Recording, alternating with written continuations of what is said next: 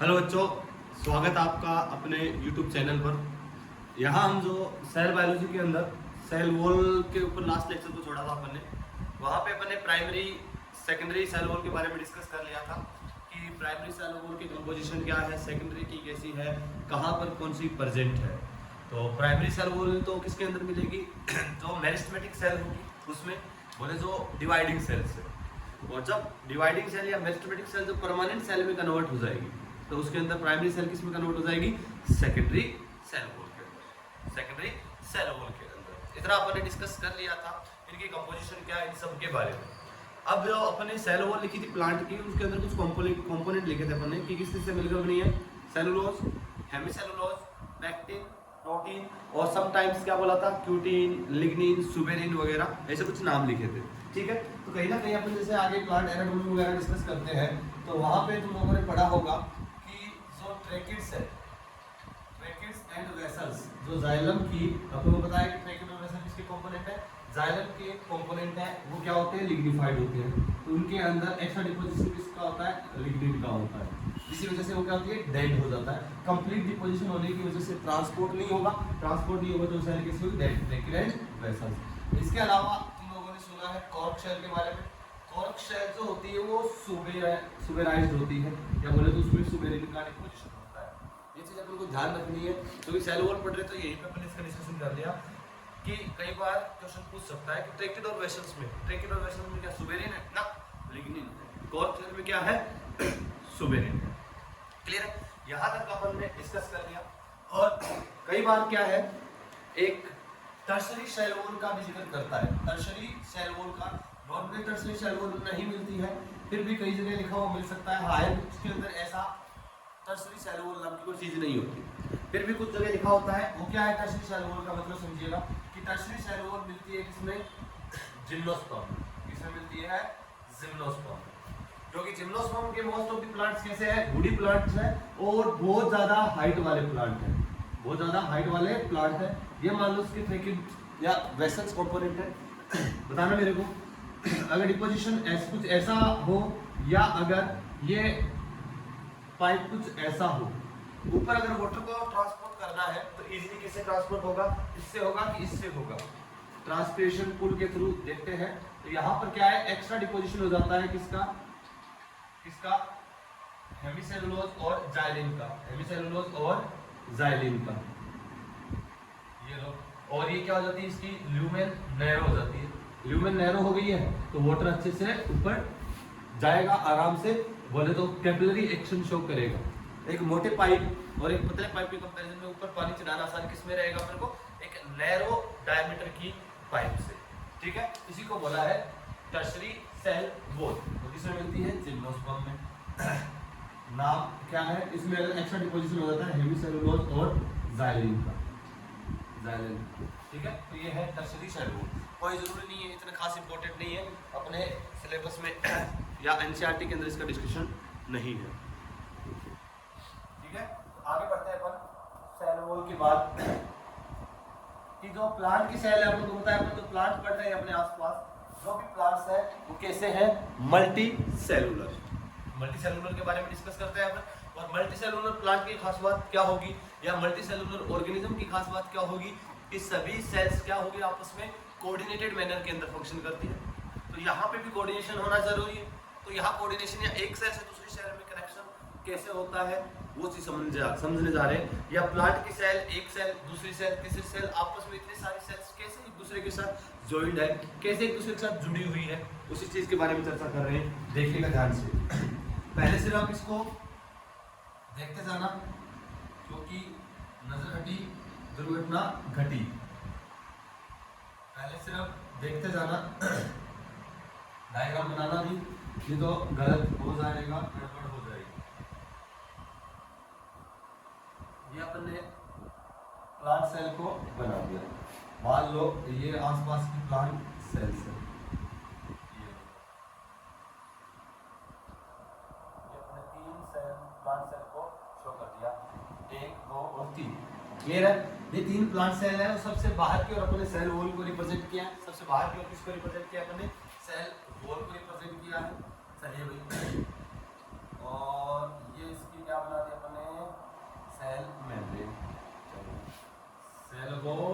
इसके अंदर ये बना देते हैं सेल मेम्ब्रेन, ये लोगी सेल मेम्ब्रेन। क्लियर? अब प्लांट सेल है, इसको आपस में कनेक्ट करना है और मटेरियल का ट्रांसपोर्ट करना है, तो इनके बीच में कनेक्शन बनाने पड़ेंगे। पहले तो अपन इनको क्या करते हैं, जोड़ते हैं कि दो प्लांट सेल है वो आपस में जुड़ रही हो। यहाँ पर दो प्लांट सेल के बीच में कुछ मैट्रिक्स, कुछ सब्सटेंस पड़ा रहता है, कुछ सीमेंटेड मटेरियल पड़ा रहता है जो इन सेल्स को आपस में क्या कर रहा है, जोड़ने का काम कर रहा है। देखिएगा अभी ध्यान से सुनना, बनाना नहीं एक बार, लास्ट में बनाना नहीं, थोड़ा बड़ा देगा। यहाँ पर ये जो सीमेंटेड मटेरियल जो प्लांट्स की सेल वॉल को, देखो सेल वॉल को, जो नाइबरिंग सेल है, जो नाइबरिंग सेल है, आस पड़ोस की जो सेल्स है उनको आपस में जोड़ने का काम कर रहा है, और जिसको मैंने जो ब्लू कलर के अंदर शो किया है ये वाला जो सीमेंटिंग मटेरियल है, ये ध्यान सुनिएगा। इस सीमेंटिंग मटेरियल को क्या बोलते हैं, ध्यान से, ये है क्या, मिडल लेमिला। क्या है, मिडल लेमिला, जो क्या कर रही है, दो एडजेसेंट प्लांट की सेल वॉल को आपस में ज्वाइन कर रही है, या बोले तो इनके लिए ग्लू का काम कर रही है, इनको चिपकाने का काम कर रही है। और ये मिडल लेमिला जो है वो किससे मिलकर बनी होती है, ये मिलकर बनी होती है calcium magnesium pectate, calcium magnesium pectate, इससे मिलकर बनी है कैल्शियम मैग्नीशियम पैक्टेट। और इसमें भी ज्यादा अमाउंट किसकी होगी, कैल्शियम की, इसमें भी ज्यादा अमाउंट किसकी होगी, कैल्शियम की। तो कैल्शियम पैक्टेट कई बार ऑप्शन में कैल्शियम मैग्नीशियम पैक्टेट न देकर नॉर्मली पैक्टेट भी दे सकता है और कैल्शियम पैक्टेट भी दे सकता है। तो ध्यान रखना है कि क्या ये कैल्शियम पैक्टेट या नॉर्मल पैक्टीन या पैक्टेट लिखा हुआ आ जाए तो भी सही है, ठीक है ना। तो ये है मिडल लेमिला, और जिसको क्या बोलते हैं, प्लांट सीमेंट। क्या बोलते हैं, प्लांट सीमेंट। तो सीमेंट का काम क्या होता है, आपस में चिपकाना, जोड़ना। ये भी क्या कर रही है, प्लांट की सेल वॉल को आपस में ज्वाइन कर रही है। अब ये जो मिडल लेमिला के लिए एक इंपॉर्टेंट बात ये है, क्या बताइए, अगर ये एक ही सेल होती है, यहाँ पर अगर एक ही सेल होती, अगर यूनिसेलुलर होता, क्या मिडल लेमिला होती, होती क्या, नहीं होती। क्योंकि अगर यूनिसेलुलर एक ही सेल होती तो बाहर की और किसी को जोड़ने की जरूरत नहीं थी किसी दूसरी सेल के साथ इसको, तो इसके अंदर मिडल लेमिला नहीं होती। तो एक चीज ध्यान रखना कि जो मिडल लेमिला का ये जो इवॉल्व हुई है, मिडल लेमिला जो इवोल्यूशन जो हुआ है, evolution of middle lamella, middle lamella किसके साथ हुआ है, मल्टी सेलुलरिटी के साथ, मल्टी सेलुलरिटी के साथ, कि जैसे जैसे मल्टी सेलुलर ऑर्गेनिज्म बने हैं उनके साथ क्या हुआ है, मिडल लेमिला इवॉल्व हुई है, या इसका इवोल्यूशन हुआ है, इसका डेवलपमेंट हुआ है। यूनिसेलुलर ऑर्गेनिज्म होंगे तो उनको तो जरूरत ही नहीं है आसपास की नाइबरिंग सेल को चिपकाने के लिए, क्योंकि वो है क्या, यूनिसेलुलर, उसको तो इंडिपेंडेंट एग्जिस्टेंस शो कर रहा है। लेकिन मल्टी सेलुलर में क्या जरूरी है, अगर आपस में जोड़ना पड़ेगा क्योंकि कनेक्शंस शो करने हैं, आपस में मटेरियल का ट्रांसपोर्ट करना है, तभी तो क्या होगा, कोऑर्डिनेटेड फंक्शन, और तभी क्या कहलाएगा वो मल्टी सेलुलर। जो मिडल लेमिला का इवोल्यूशन किसके साथ हुआ है, मल्टी सेलुलरिटी के साथ, कि जैसे जैसे मल्टी सेलुलर ऑर्गेनिज्म का डेवलपमेंट हुआ उसी साथ क्या हुआ है, मिडल लेमिला भी ओरिजिनेट हुई है। चलिए अभी इसके अलावा एक इंपॉर्टेंट, कि मिडल लेमिला को किसके, कौन से एंजाइम के थ्रू डिसॉल्व कर सकते हैं, डिसॉल्व्ड बाय पैक्टिन है तो पैक्टिनेज, अगर पैक्टिनेज एंजाइम से क्या कर सकते हैं, इसको डिसॉल्व कर सकते हैं।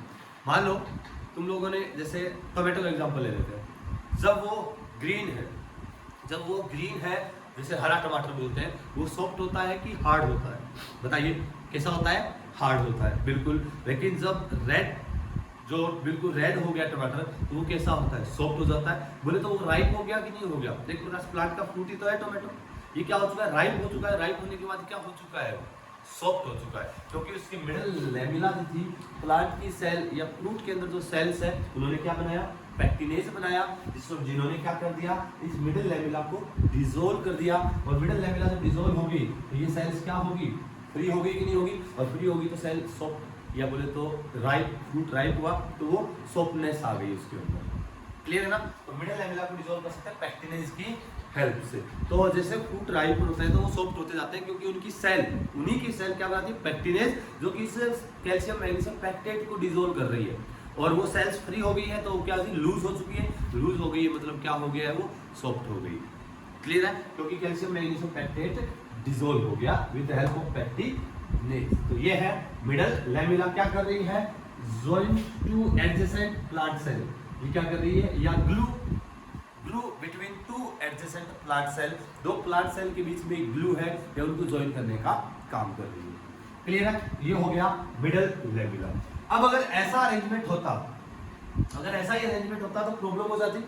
अब मटेरियल का अगर ये सेल है, ये सेल है, ये दोनों सेल आपस में ट्रांसपोर्ट कैसे करती, ये सेल कैसे ट्रांसपोर्ट करती, क्योंकि इसके अंदर वाटर होता या कोई और एसेंशियल मिनरल्स, कुछ आयंस एक सेल से दूसरी सेल में ट्रांसपोर्ट करने हैं। तो अभी इनके बीच में कोई कनेक्शन ही नहीं है, बीच में मिडिल लेमिला आ चुकी, सेल वॉल आ चुकी, डायरेक्ट कोई कनेक्शन नहीं है जिससे कि वो साइटोप्लाज्म से मटेरियल को एक दूसरे में ट्रांसपोर्ट कर सके। तो इसके लिए क्या करना है, इनको साइटोप्लाज्मिक इंटरकनेक्शन बनाने हैं, इंटरकनेक्शन बनाने, साइटोप्लाज्म के बीच में कनेक्शन बनाने हैं। तो हुआ क्या है कि साइटोप्लाज्म के बीच में जो कनेक्शन बनाने हैं उसके लिए ध्यान से सुनना, बहुत काम की चीज है। एक तो हो गया मिडल लेमिला, तभी बोला था बनाना पहले नहीं है, पहले सिर्फ सुनते जाना। ये लो भी यहाँ पर सेल वॉल और मिडल लेमिला, सेल वॉल और मिडल लेमिला क्या हो चुकी है यहाँ पर एब्सेंट है। सुनिएगा हुआ क्या कि जैसे यहाँ पर सेल वॉल, सेल वॉल ये लो, ये थी सेल वॉल और ये थी ब्लू कलर के अंदर मिडल लेमिला, ध्यान से देख रहे हो ना, ये थी middle lamella,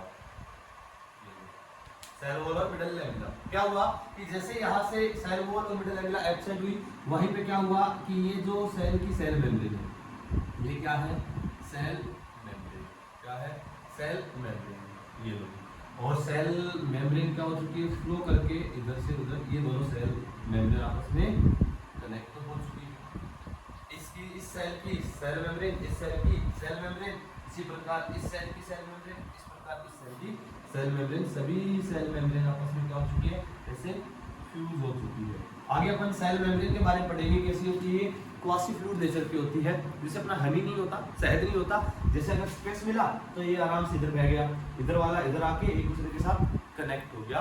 quasi fluid nature है अपनी सेल मेम्ब्रेन की, तो क्या हो चुकी है, फ्यूज हो चुकी है। और बोले तो इसकी इनर लाइनिंग बना दी है इस पोर की, इस पोर की, क्लियर है? अब इसका ये साइटोप्लाज्म है सेल का, ये क्या है, साइटोप्लाज्म है, ये सेल का साइटोप्लाज्म है। अब अगर ऐसे पोर्स इसके बीच में प्रेजेंट होते, ऐसे पोर्स अगर इसके बीच में प्रेजेंट होते तो ऐसा होता है कि जो भी मटेरियल था सारा का सारा इधर जा सकता था, सारा इधर आ सकता, इधर जा सकता, इधर जा सकता।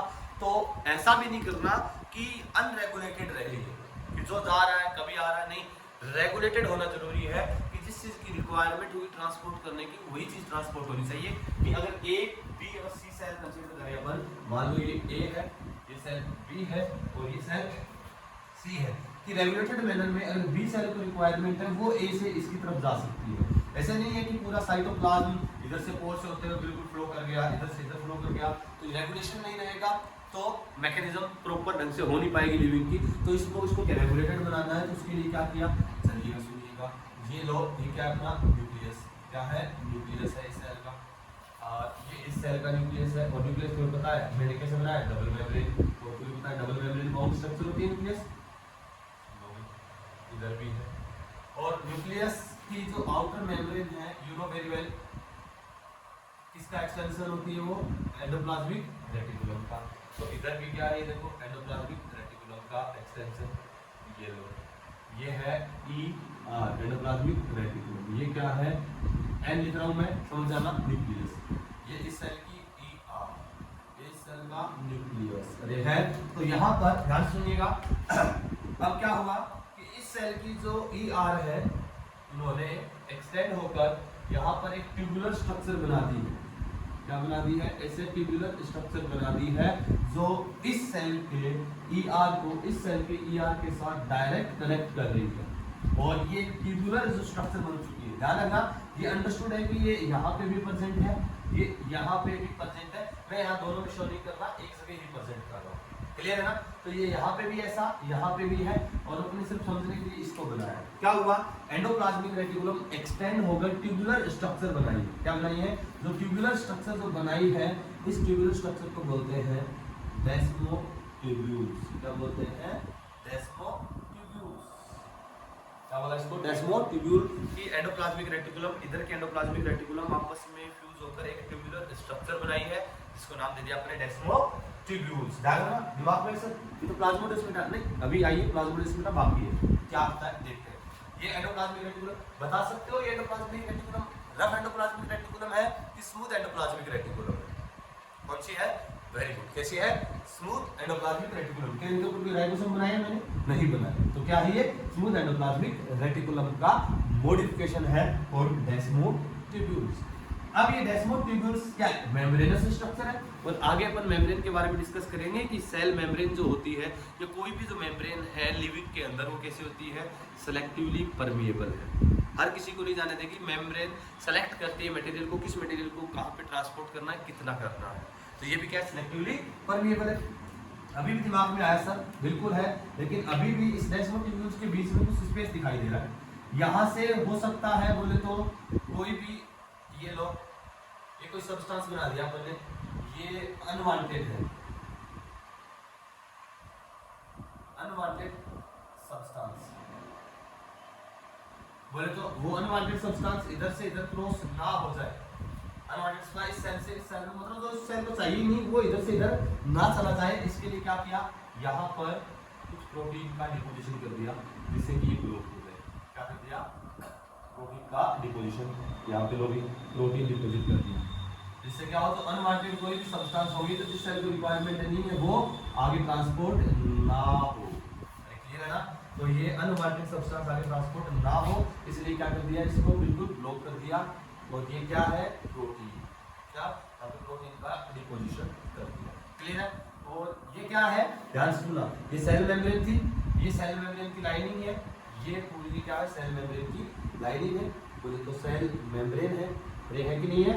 क्लियर है ना? ठीक है, सेल मेम्ब्रेन है और बीच में प्रोटीन डिपोजिट होकर इसको ब्लॉक कर दिया। और अब सिर्फ यहाँ पे कनेक्शन किसका बचा? इस डेस्मोटिब्यूल का। और डेस्मोटिब्यूल्स जो है, ये डेस्मोटिब्यूल्स है, ये डेस्मोटिब्यूल्स है, तो इसमें क्या होगा?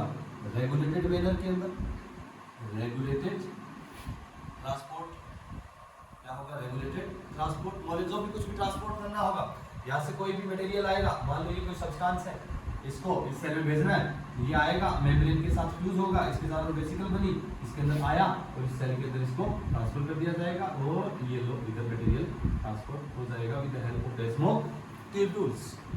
क्लियर है? अब देखना, ये desmotubule, protein, cell membrane, desmotubule, protein, cell membrane, ये डेस्मोटिब्यूल, बीच में प्रोटीन और सेल मेम्ब्रेन, इस सभी को मिलाकर, इस सभी को मिलाकर क्या बोलते हैं? बोलो, जवाब दो। क्या बोलते हैं? Very good. क्या बोलते हैं? प्लाज्मोडेस्माटा। क्या बोलते हैं बेटा? प्लाज्मोडेस्माटा। प्लाज्मोडेस माता नहीं, प्लाज्मोडेस्माटा। क्लियर है? प्लाज्मोडेस्माटा क्या है? क्या है? Cytoplasmic interconnection between two neighbouring या टू एडजेसेंट प्लांट सेल। ध्यान रखना, मैंने क्या बोला? Cytoplasmic interconnection. क्लियर है ना? तो आपस में प्लांट सेल को आपस में ज्वाइन करने वाला ग्लू मिडल लेमेला, साइटोप्लाज्म को कनेक्ट करने वाले स्ट्रक्चर प्लाज्मोडेस्माटा। प्लाज्मोडेस्माटा में क्या क्या है? डेस्मोटिब्यूल, सेल मेम्ब्रेन की लाइनिंग और प्रोटीन। क्लियर है ना? और ये इनके बीच में जो पोर बन चुका है, ये पूरा क्या है? प्लाज्मोडेस्माटा। क्लियर है? इससे रेगुलेटेड मैनर के अंदर सब्सटेंस को ट्रांसपोर्ट किया जाएगा एक सेल से दूसरी सेल की ओर। ऐसा इधर भी है, ऐसा इधर भी। क्लियर है? तो ये प्लाज्मोडेस्माटा जो सेल लिविंग सेल्स होगी उनके बीच में कनेक्शन होगा। प्लांट सेल में ऐसा नहीं कि हर सेल में प्लाज्मोडेस्माटल कनेक्शन हो, क्या ये जरूरी है? बताइए, क्या प्लांट की हर सेल में प्लाज्मोडेस्माटल कनेक्शन होना जरूरी है? बोल दो नो, क्योंकि अगर सेल नॉन लिविंग है, प्लांट के अंदर तो बहुत सारी सेल नॉन लिविंग है, ट्रैकिड वेसल्स है, तो उनके बीच में प्लाज्मोडेस्माटा नहीं होगी। तो प्लाज्मोडेस्माटा किसका है? Cytoplasmic interconnection between two neighbouring या two adjacent plant cell. Clear है ना? डेफिनेशन ऐड भी कर रहे हैं, ठीक है? एनसीईआरटी क्या एक लाइन लिखती है? एनसीईआरटी एक लाइन लिखती है 132 नंबर पेज पर, page number 132, NCERT page number 132। Topic है cell wall, cell wall topic दिया हुआ है, उसी के नीचे एक पैराग्राफ है, उसमें लिखा हुआ है कि प्लाज्मोडेस्माटा में ट्रैवर्स, प्लाज्मोडेस्माटा पढ़ लेना बेटा, इस लाइन को ऐड कर लेना नोट्स में। प्लाज्मोडेस्माटा में ट्रैवर्स्ड बाय, सॉरी ऐसा नहीं, क्या लिखा हुआ है कि प्लांट के अंदर सेल वॉल और मिडल लेमिला, ये सेल वॉल और मिडल लेमिला में ट्रैवर्स्ड बाय प्लाज्मोडेस्माटा, प्लाज्मोडेस्माटा। ये समटाइम्स क्या है कि मिडल लेमिला और सेल वॉल में ट्रैवर्स्ड बाय प्लाज्मोडेस्माटा, बोलते हैं इनके बीच में प्लाज्मोडेस्माटा प्रेजेंट होते हैं। मतलब क्या है? सभी में वो जरूरी नहीं है, ठीक है? में ट्रैवर्स्ड बाय प्लाज्मोडेस्माटा, कि प्लाज्मोडेस्माटा से ट्रैवर्स्ड है, कनेक्टेड है या वो उसके साथ कनेक्शन बना रहा है।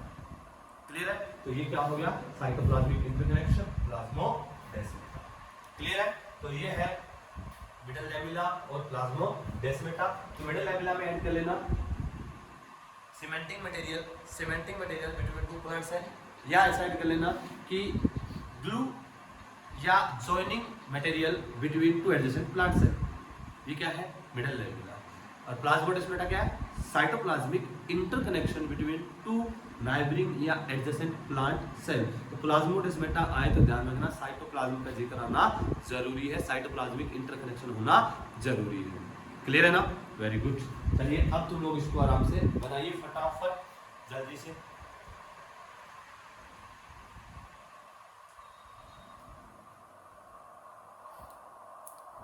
बन गया? Very good. चलो अभी अब थोड़ा सा आगे बढ़ते हैं। अपन ने प्लाज्मोडेस्माटा के बारे में देख लिया, मिडल लैमेला के बारे में देख लिया। अब अपना जो टॉपिक आता है, एक फंक्शन भी लिखा हुआ है कि सेल वॉल के फंक्शन क्या है। सेल वॉल के फंक्शन क्या है, सुनिएगा बेटा। सेल वॉल के फंक्शन क्या है बोले तो फंक्शंस ऑफ सेल वॉल। सबसे पहले एसबीआई में बैंक में अकाउंट होगा तुम लोगों का। एस का मतलब it provide shape to the plant cell, एक पर्टिकुलर शेप प्रोवाइड करवाता है प्लांट सेल को। Barrier for undesirable macromolecule. क्या है, अनडिजायरेबल जो मैक्रोमोलिक्यूल है उनके लिए क्या है, बैरियर का काम करना है। नेक्स्ट इंटरेक्शन, क्या बोले तो सेल इंटरेक्शन या इंटरसेलुलर कनेक्शन। जैसे अभी पढ़ के आए इंटरसेलुलर बोले तो देखो तीन वर्ड थे ना, इंट्रा सेल के अंदर, इंटर सेल के बीच, एक्स्ट्रा सेल के बाहर। इंटरसेलुलर एक्स्ट्रा सेलुलर का एक टाइप है, मतलब दो सेल के बीच है तो इंटरसेलुलर, सेल के अंदर इंट्रा, सेल के बाहर एक्स्ट्रा। ठीक है, इंटरसेलुलर बोले दो सेल के बीच में कनेक्शन, वही क्या अभी लिखा था अपने प्लाज्मोडेस्माटा। क्लियर है ना? चलिए नेक्स्ट है प्रोटेक्शन। सेल को मैकेनिकल डैमेज से क्या कर रहा है, प्रोटेक्शन प्रोवाइड करवा रहा है। ये किसके हो गए, सेल वॉल के फंक्शंस हो गए। ठीक है, क्लियर है? तो ये तो बिल्कुल इजी है, ध्यान रखना है। चलो थोड़ा सा और बता देते हैं, ध्यान सुनना कि अगर सेल मेम्ब्रेन, क्या है, सेल मेम्ब्रेन, ध्यान सुनना, ये सेल मेम्ब्रेन और ये बना रही है सेल वॉल, समझने के हिसाब से बेटा। ये है सेल वॉल है, ठीक है, पूरी थिकनेस में रिप्रेजेंट किया है अपने, सेल वॉल है पूरी की पूरी, इसके चारों ओर ये समझ जाओगे ना, ये क्या है, सेल वॉल पूरी थिकनेस में। ये क्या है, सेल मेम्ब्रेन, ये है सेल वॉल। अरे एक नहीं, और अपन ने ये भी बताया था कि जहाँ पर सेलुलोज और हेमीसेलुलोज डिपॉजिट है उनके बीच में कई जगह मैट्रिक्स नहीं होती, और वो क्या बनाते हैं, सेल वॉल में बड़े बड़े पोर्स बनाते हैं। बनाते हैं कि नहीं बनाते? मैंने दो दिखा दी, काफी है ना। तो चलिए ये जो पोर्स है इनसे क्या हो रहा है, ट्रांसपोर्ट हो रहा है। बोले तो सुनिएगा, यहाँ से क्या कर रहा है, ये कोई भी अपन सेल वॉल को कैसे कंसीडर करते हैं ना, परमिएबल। बोले तो सभी के लिए क्या है, ये परमिएबल, किसी के लिए कोई भी रॉक ब्लॉक नहीं है क्योंकि नॉन लिविंग है, नॉन सेलेक्टिव है, सेलेक्टिव नहीं है, परमिएबल है सबके लिए। अभी सर लेकिन आपने लिखा barrier for undesirable large macromolecule. देखना बेटा, अगर यहाँ पर सुनिएगा, चाहे डिजायरेबल हो या अनडिजायरेबल हो, बोले तो desirable and undesirable micromolecule, micro लिखा है मैंने। अगर छोटे छोटे मॉलिक्यूल होंगे, चाहे वो डिजायरेबल हो या अनडिजायरेबल हो, अगर छोटे मॉलिक्यूल होंगे तो वो तो आराम से क्रॉस करेंगे, उनके लिए बैरियर नहीं है। अपन ने क्या लिखा, मैक्रो मॉलिक्यूल लिखा है। और सेल वॉल के अंदर जो माइक्रो मॉलिक्यूल है वो डिजायरेबल हो या अनडिजायरेबल, सेल को रिक्वायरमेंट हो या ना हो, उसके लिए तो वो परमिएबल है, इसलिए इसको कंप्लीटली परमिएबल बोलते हैं। अब मान लो ये लो अनडिजायरेबल है लेकिन लार्ज है, बोले तो undesirable large macromolecule, large macromolecule. अगर अनडिजायरेबल लार्ज मैक्रोमोलिक्यूल है तो वो इसको एंट्री नहीं हो पाएगी क्योंकि पोर छोटा है, यहाँ पर ये पोर छोटा है तो इसके अंदर से जा नहीं पाएगा। तो अनडिजायरेबल लार्ज मैक्रोमोलिक्यूल के लिए क्या हो गया, ये क्या हो गया, बैरियर का काम कर रहा है। अब मान लो दिमाग में आया सर डिजायरेबल भी तो डिजायरेबल भी तो हो सकता है, बिल्कुल हो सकता है।